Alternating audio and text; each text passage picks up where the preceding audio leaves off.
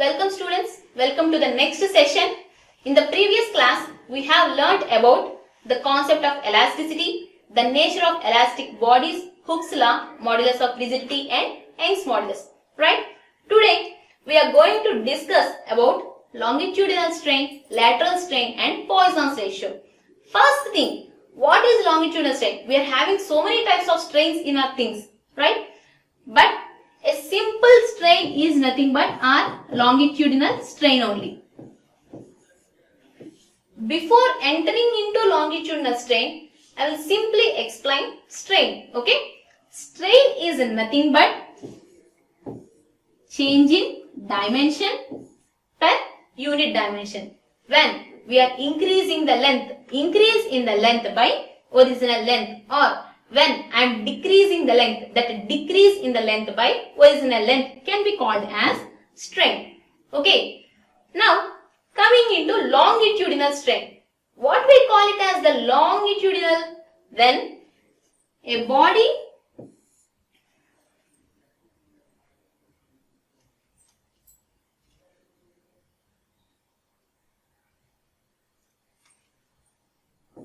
here you can observe a cylindrical body and it is being subjected to P and axial load P. So, this circular cylindrical bar is having axial load. That too you can give the name also, that is tensile load. Axial means along the axis it is getting the loading application. That too it is trying to give tension. When we call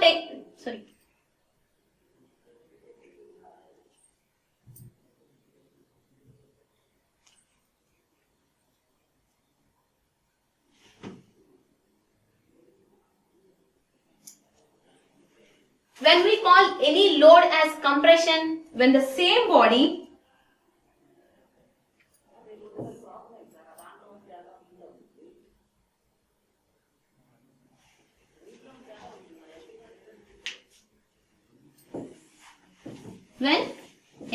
is having a force which is trying to increase its dimension, that is a tensile. If the same body is having loading application which is trying to decrease its dimension, that is compression, right?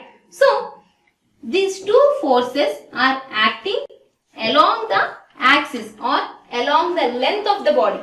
See, along the longitudinal dimension of the body only these two forces are getting applied, right? So, due to the application of this longitudinal force, there will be some change in dimension along the length itself. When I am applying load along L measurement, that increase in the dimension along L measurement, we call it as longitudinal strain. So, in a basic words, what we call, I am applying load along the axis and calculating the change in length along the axis only. So, this is the loading application direction and I am observing the change in measurement along the loading application direction only. That change in dimension per original dimension, we call that as longitudinal strain. So, going into the definition, the ratio of axial deformation to the original length, the ratio of axial deformation to original length of the body when the force is applied along the direction of length. So, along the direction of the length, I am applying a force. That too, I am measuring the deformation along the length. So, that deformation is measured along the length, force is also applied along the length. That dimensional change we call that as longitudinal strain. So, change in length by original length. So, delta L by L naught when I am applying a tensile force, and this is measurement L. When this is the measurement L and I am applying load along L direction. We call this as B direction, right? Idedo some rectangle strip anukunte, this is B direction, other direction, but I am applying along length direction. So in this length direction itself I am observing, and I have got an increase in length, that is delta L. Along the length we are applying the load, and we are calculating the increase in the length or decrease in the length along the length itself. That change in length by original length we call it as longitudinal strain. And the next thing, lateral strain. So what is this lateral strain? You can observe this body, just simply go through this body, then we will go into the definition. Okay. So I am having a body with,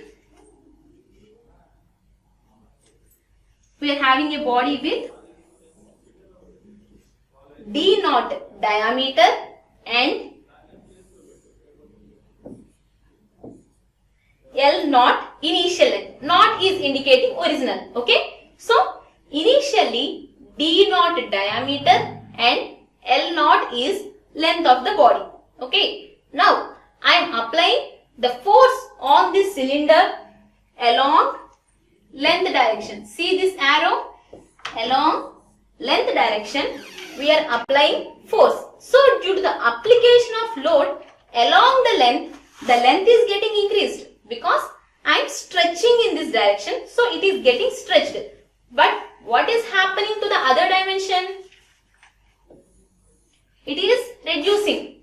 You can observe a small thing, already we have explained when in the elasticity. Rubber bands, when we stretch any rubber, it will get elongated, but the other dimension is getting reduced. Have you observed anywhere?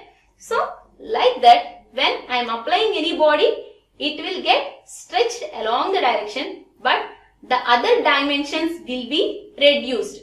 Okay. So in that concept, see here, initially I am having a circular cylinder with L naught length, D naught diameter, and I am applying tensile load capital F on both ends.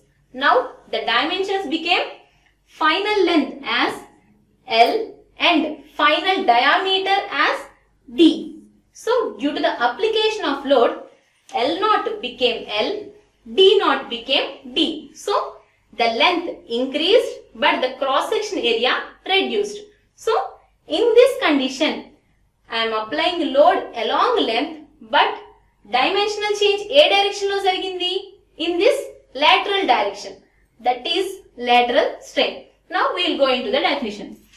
The strain at right angles. Strain at right angles to the direction of applied load. We call that as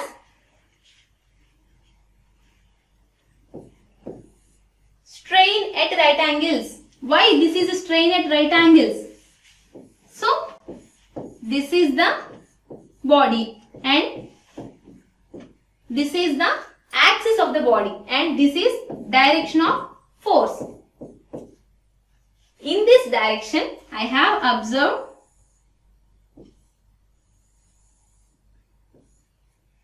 the body length got increased. So initially the length is L naught, but the length became some L naught plus some delta L, right? So L naught plus delta L is the final length. But what happened to this dimension? See here, this is some D naught diameter, but due to a stretch it reduced its diameter and became D naught minus some delta D. That we are writing it as small d. Okay. So what is happening? I am applying load in one direction only, but the thing is happening in two directions. One direction where I am applying the load is getting stretched, the other dimension is getting reduced. Or why every time we are taking the example of tensile, I will go into compressive. Okay.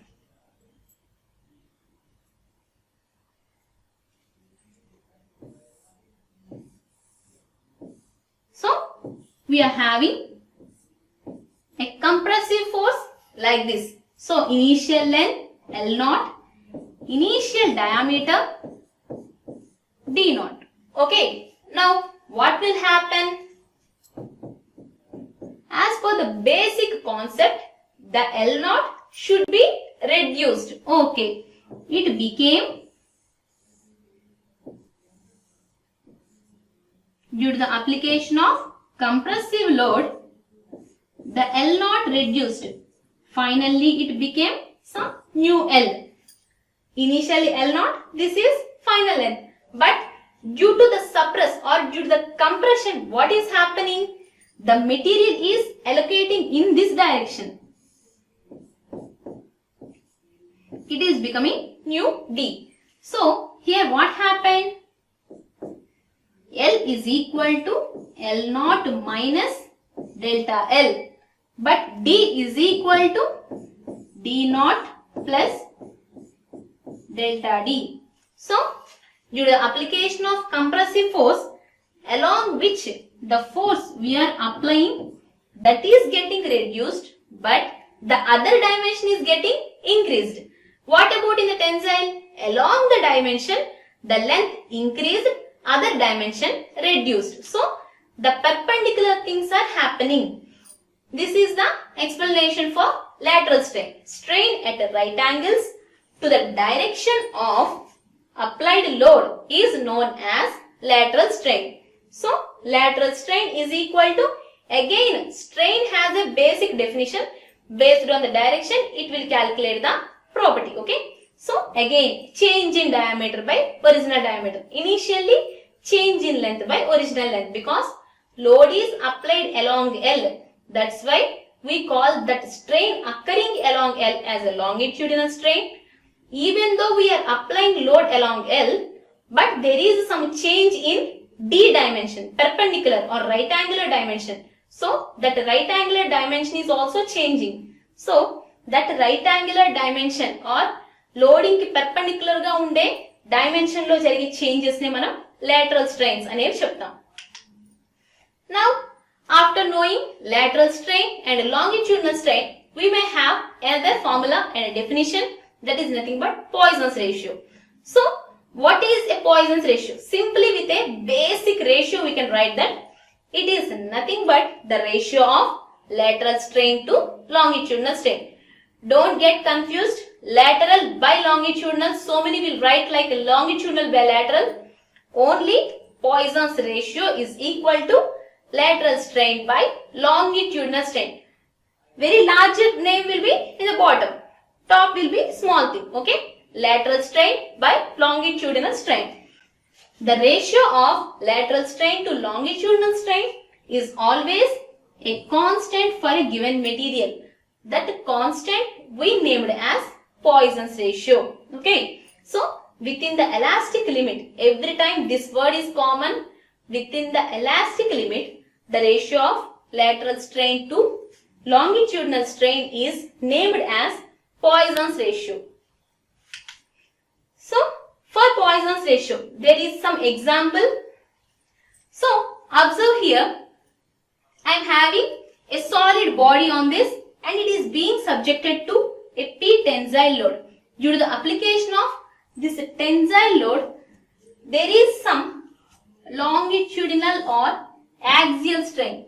Longitudinal strain because load is applied along the axis and we are measuring the strain along the axis. That's why we are calling longitudinal strain as axial strain or linear strain also. Okay. Longitudinal strain is having two names. Longitudinal or axial or linear strain. Longitudinal strain or axial strain or linear strain. And the perpendicular strain is lateral strain. When I am applying the load along axis, there will be reduce in the dimension of perpendicular sides. So, the right angles are getting reduced. Length is getting increased. So, the ratio of that lateral strain to longitudinal strain or axial strain is Poisson's ratio. So here also the same example just now we have seen a cylinder with initial length, initial diameter, and due to the application of tensile load, these two dimensions increased when a linear strain or longitudinal strain or axial strain we call change along the force direction, change along the force or length direction, that is delta L by initial length. Delta L by L naught, we will write L minus L naught because final length minus initial, that is the change occurred by original. Similarly, change in diameter by original diameter. Final diameter minus initial diameter by initial diameter. So, this is another example. Simply we are stretching some elastic body due to the application of this tensile force. This tensile force is producing some increase in the length along its longitudinal axis, that we named it as longitudinal strain, and the other dimension is getting reduced. That change in dimension we call it as lateral strain, the ratio of longitudinal strains and lateral strains. So mu, Poisson's ratio mu is equal to lateral by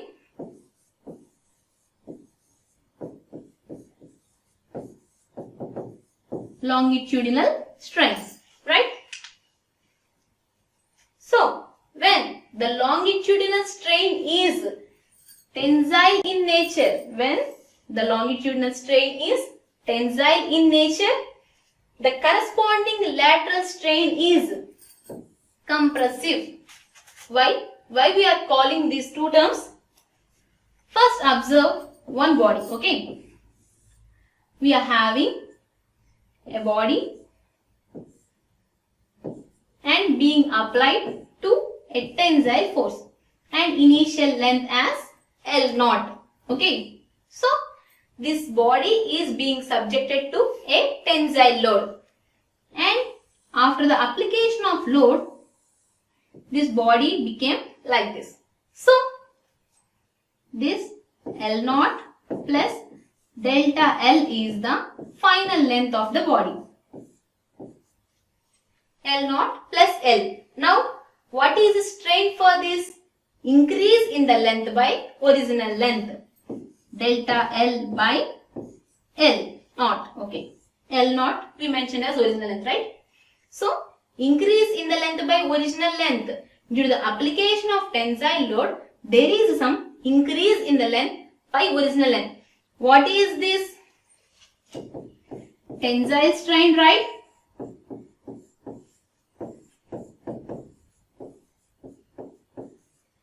Increase in the length by original length is tensile strain. And then the corresponding lateral strain. So here we are having, let it be some rectangle. So initially B naught is the width of that strip. After the final load application, it has become some B naught minus delta B, some reduced, okay, some reduction happened. Now that decrease in the width by original width is, here in the definition itself we are saying increase in the length by original length, decrease in the width by original width. This is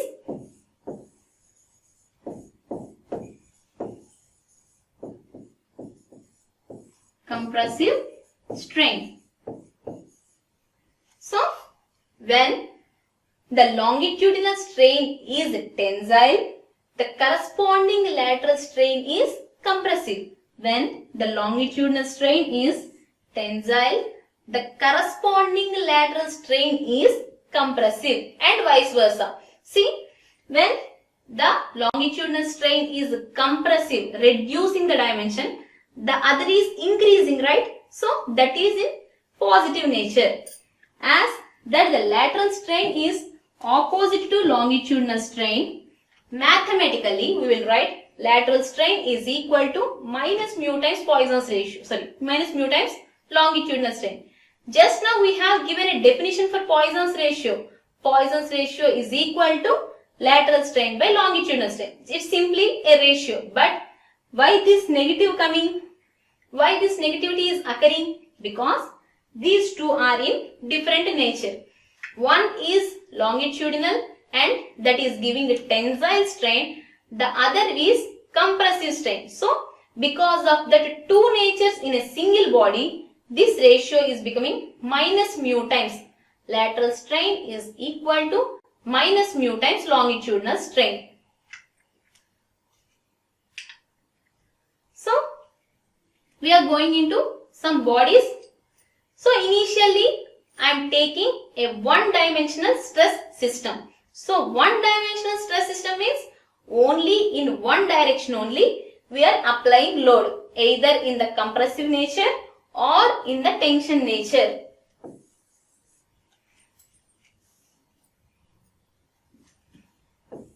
Either compressive or tensile. Only one type of load is being applied on the body. So, for this one-dimensional stress system, the force is applied on the body in single direction and that body is one-dimensional stress system.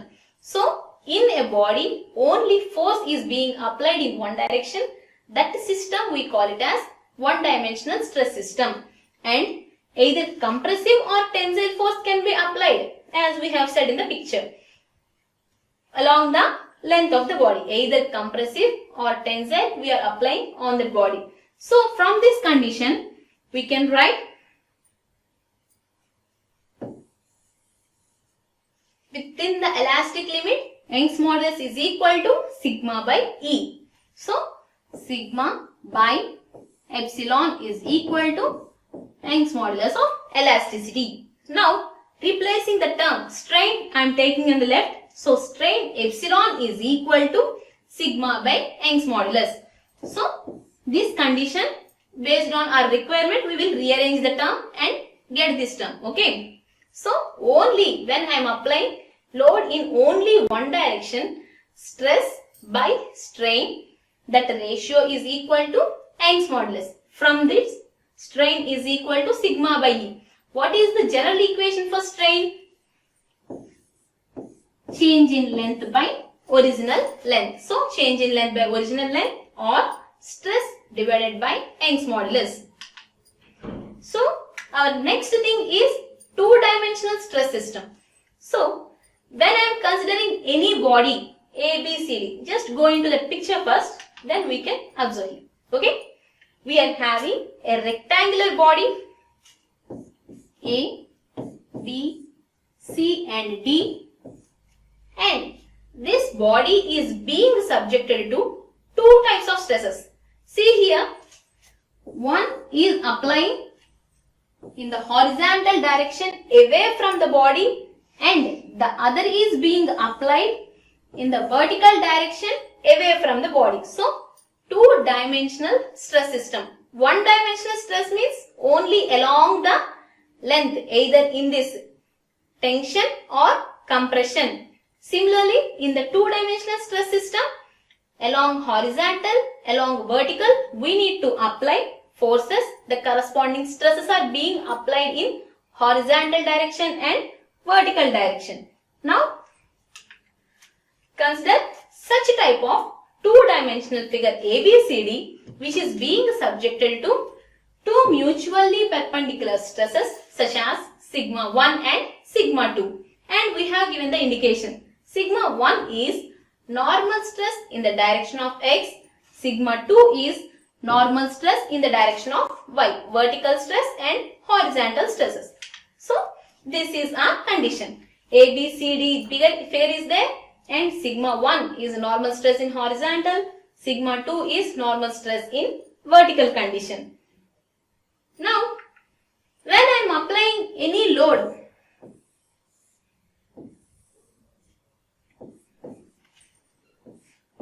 in one direction, okay, when we are applying any load in one direction, this P will produce some stress and this will give a longitudinal strain and lateral strain also we have already learned, right? So, sigma E,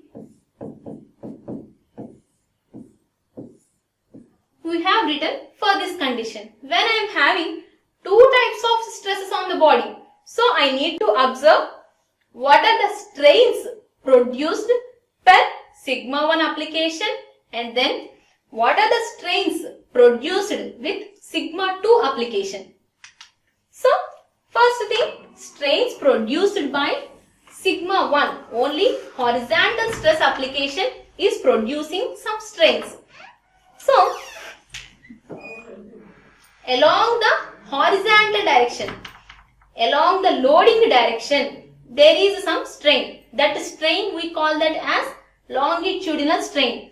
Along the load, along the axis, when we calculate the strain along the loading application, we are calculating that strain. That strain we call them as longitudinal or linear or axial strain. Along the loading application only, in that direction only, I am calculating the change in dimension. That is longitudinal strain. So, longitudinal strain in x direction, what is that?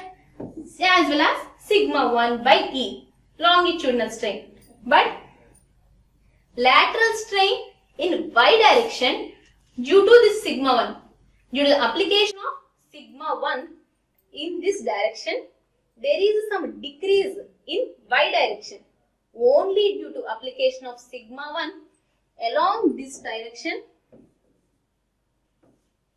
due to the application of sigma 1 along this direction, there is some decrease in the dimension along y axis. That we call it as, that right angled strain we call that as lateral strain.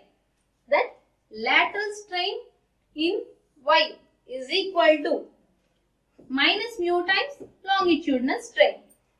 We don't know the value of lateral strain directly, but we can get that lateral strain as minus mu times sigma 1 by V. Why I have called this as a lateral strain? Because sigma 1 is being applied in x direction, but I am calculating the change in dimension along y direction due to sigma 1. When the sigma 1 is being applied along x-axis, there is some change along y-axis of the body. Whether it is stretching, it will be reduced. Whether it is compressing, it will be increased, right? So, along the loading application along x-axis, there will be some change in dimension along y-axis. So, when sigma 1 is along x, the other dimensional changes will become perpendiculars or right angles. That we call that as lateral strains.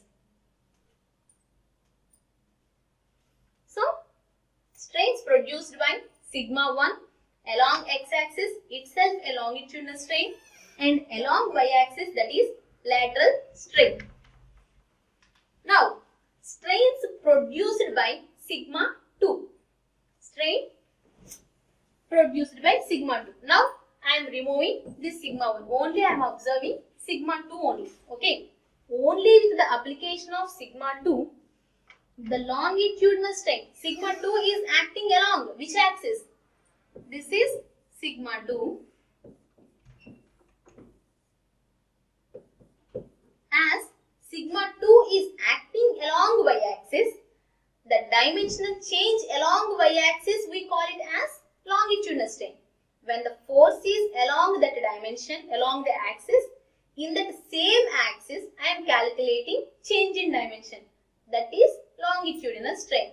So, as sigma 2 is being applied along y-axis, the strain in the direction of y-axis is sigma 2 by E, direct value. So, sigma 2 is applied along y-axis and the strain is observed along y-axis. That's why sigma 2 by E.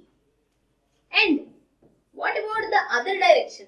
So, due to this increase, only due to this increase, this dimension will get reduced, right? What we call that as? We are applying the load in this longitudinal direction. At the time, it will become lateral direction. So, when it is longitudinal, this is lateral. When this is longitudinal, these two are lateral dimensions. Okay? So, this x-axis will become lateral. So, the lateral strain in the x-axis due to the application of sigma 2, that is minus mu times lateral strain, which is equal to minus mu sigma 2 divided by E. Just see once with the repeated exercises, you can get what is lateral strain, why we are calling it as a negative, why this minus came. Simply you can understand. Please keep concentrate on the classes regularly. Okay, ma'am? Now, so due to sigma 1, some strain happened along x-axis, some strain happened along y-axis. Strain is nothing but some dimensional change happened, right? Similarly, due to sigma 2, some strain happened along x-axis, some strain happened along y-axis as well. So finally, how we will calculate how many directions of forces may occur? Finally, what is the final dimension along x? What is the final dimension along y? That only we will calculate now. So, the next step is total strain in the direction of x, including sigma 1 and sigma 2 application. They two are acting on a single body. So, including sigma 1 and sigma 2 effect, the total strain along x-axis is equal to, just I am going into the previous slide. So, along x-axis strain, right? And due to sigma 2, along x-axis, along x-axis another strain, minus mu sigma 2 by E. Initially sigma 1 by E and then minus mu sigma 2 by E. So, total strain along x-axis is sigma 1 by E minus mu times sigma 2 by E. Similarly, total strain in the direction of y-axis due to sigma 1 in y direction minus mu sigma 1 by E, and then due to sigma 2 along y-axis sigma 2 by E. Now, involving those two, epsilon 2 strain 2 is equal to sigma 2 by E minus mu sigma 1 by E. So, these two values and these sigma 1s have applied or observed for a body with both tensile stresses, right? This is tensile, this is tensile. So, because of this tensile stress, because of this tensile stress, these two are the final strains, not the dimensions. These are final strains of the body. Okay. So, final strain along x direction, final strain along y direction. When these two forces are tensile in nature. Other way, we can apply some compressive stress also. Those you can write simply when I am applying a body, compressive stresses are being applied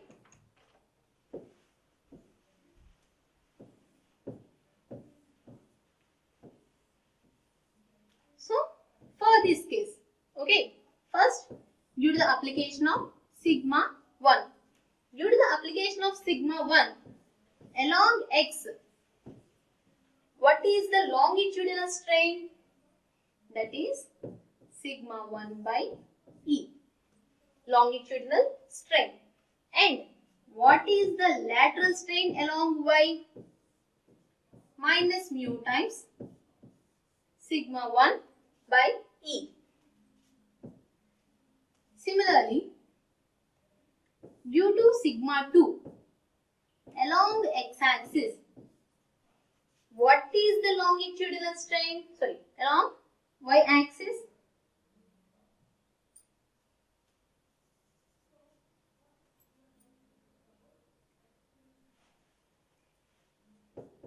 Due to sigma 2 along y-axis, longitudinal strain is sigma 2 by E, and along x-axis, lateral strain is minus sigma 2 by E, and with a multiplication of Poisson's ratio. Okay, but when we are going into the numericals, this x become, what is happening in that x direction? This is compressive strain. And due to this decrease, what is happening in the y dimension? This becoming increase.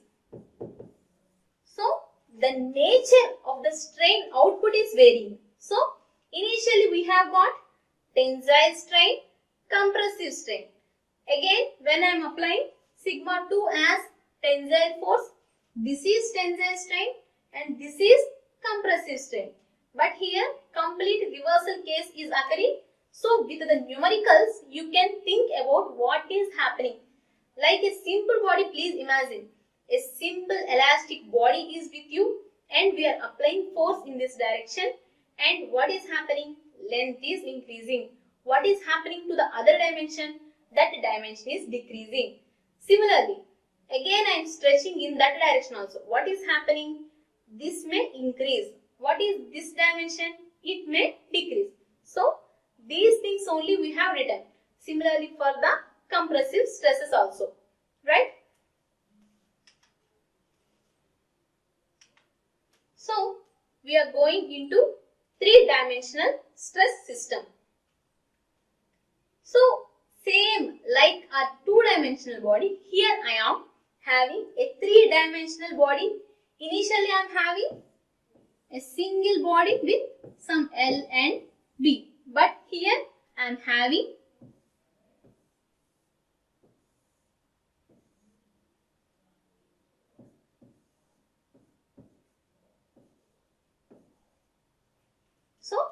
LBH. With this cube, I am applying some three-dimensional stresses. So, this is tensile, this sigma 2, tensile nature, and sigma 3 on the back side of the board. So, you can see again on the back side and in the front side of the board, this is sigma 3. So, this body is being subjected to three-dimensional stress system. So, horizontal, vertical and along z-axis.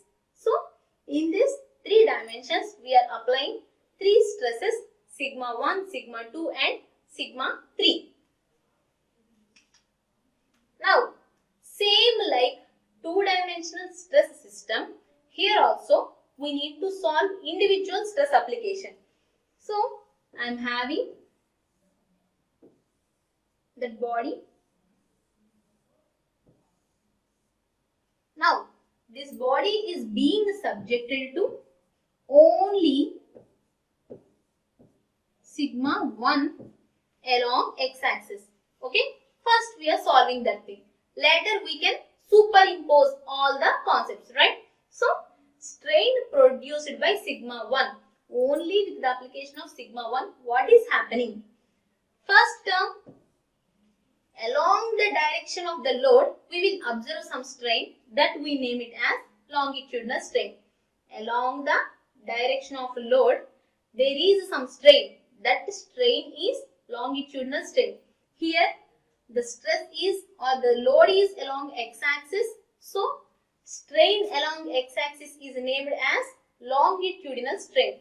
So, in the direction of x, nothing but direction of sigma 1, the strain appearing or the strain producing is longitudinal strain. That is equal to sigma 1 by E. That is, we have written there with a small epsilon. There is no need of indicating with epsilon also. Only we can write sigma 1 by E. And then when x is our longitudinal dimension, y and z will become lateral dimensions for us. So, lateral strain in the direction of y, what will happen? Minus mu times longitudinal strain. Just now we have calculated longitudinal strain answer. So, minus mu times sigma 1 by E. Similarly, only x is our longitudinal strain answer. Y is also lateral strain, z is also lateral strain. So, along z axis is also lateral strain is being occurring, that is equal to minus mu times longitudinal strain, which is equal to minus mu times sigma 1 divided by E. So, only with the application of this, there may be some increase in length, but this dimension is reducing and this dimension is also getting reduced. So, all the two dimensions are reducing, but only length is increasing. So, longitudinal strain, lateral strains, x and y and z. Similarly, with the application of sigma 2 only in y direction. So, if sigma 2 is applied only in the direction of y axis, what is happening to all the remaining dimensions?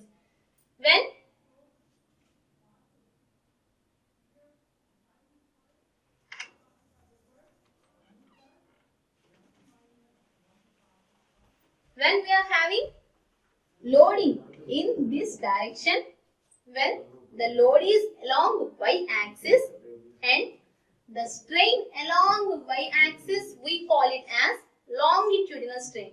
Loading is in y direction, strain along y axis is longitudinal. That's why sigma 2 by E.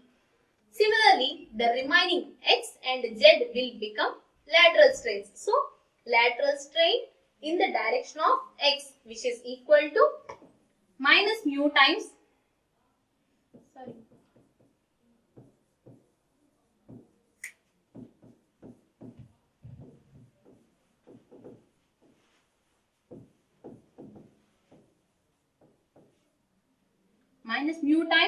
longitudinal strain.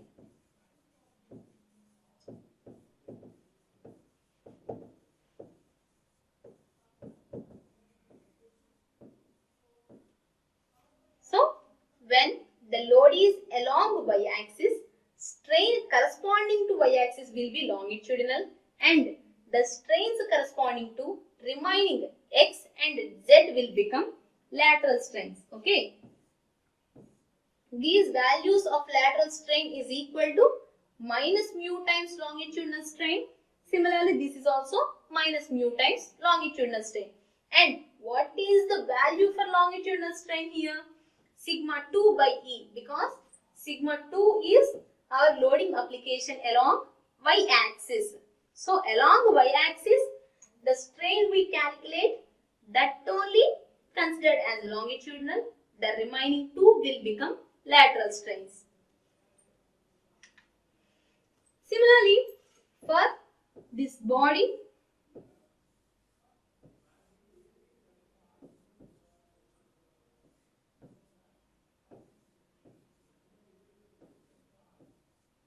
this sigma 3 is being subjected along z-axis. That's why strains produced by sigma 3 are longitudinal strain in the direction of z. So, longitudinal strain in the direction of z, as the strain along z is longitudinal itself. The force is along z, right? So, the corresponding strain is also longitudinal. So, the lateral strain in the direction of x is equal to mu times longitudinal strain. lateral strain in the direction of y. Which direction we are applying load, that direction's strain is longitudinal, and the remaining dimensions strains are lateral strains.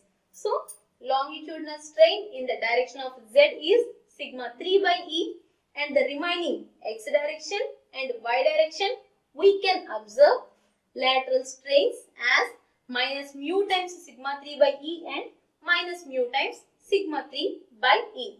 So, individually we have calculated strains corresponding to sigma 1, strains corresponding to sigma 2, and then strains corresponding to sigma 3. Finally, we will go into a single output, because whatever the force we are applying in any direction, what is the final result we want? What is the final dimension of the body after application of all the loads? So, singly we have calculated strains corresponding to horizontal stress, nothing but sigma 1. Only on this body, only with sigma 1, we have calculated strains occurring in x, y and z directions. Sigma 1 by E minus mu sigma 1 by E and minus mu sigma 1 by E. And then with the application of sigma 2, along y it will produce sigma 2 by E, and in the two directions it will produce lateral strain minus mu sigma 2 by E and minus mu sigma 2 by E. Now we are applying another stress, which is sigma 3. So with this sigma 3 along z direction we can observe a longitudinal strain. In the remaining two directions we can observe lateral strains minus mu sigma 3 by E. So with the application of all the three, and final result in x, final result in y and final result in z. So these are the final strains along x, y and z axis, right? So we will go into the summary for concluding this topic. So what you have learned in this today's session, we came into lateral strain,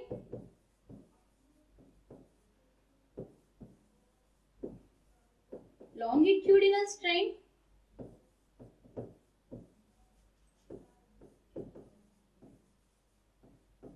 and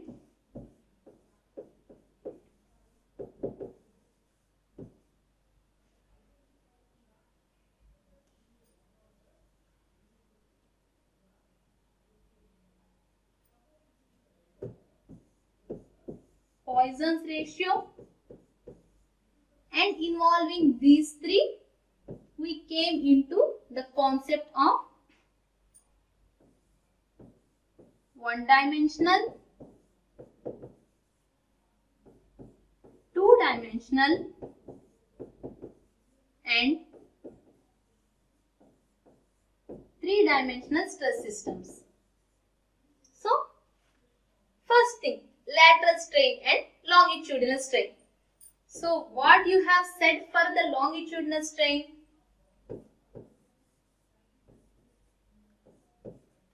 Strain calculated in the direction of load application.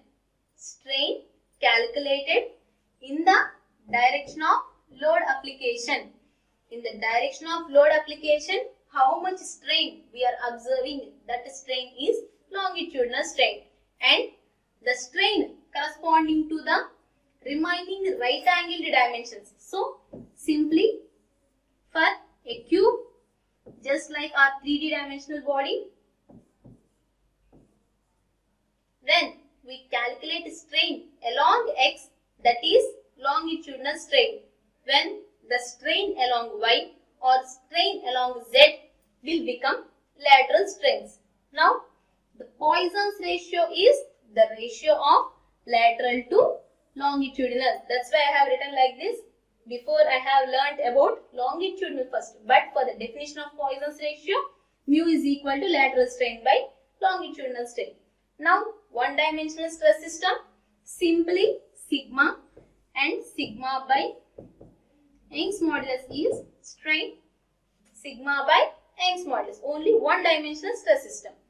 Now, in case of two dimensional stress system, this is having two more stresses, and due to that x directional stress produces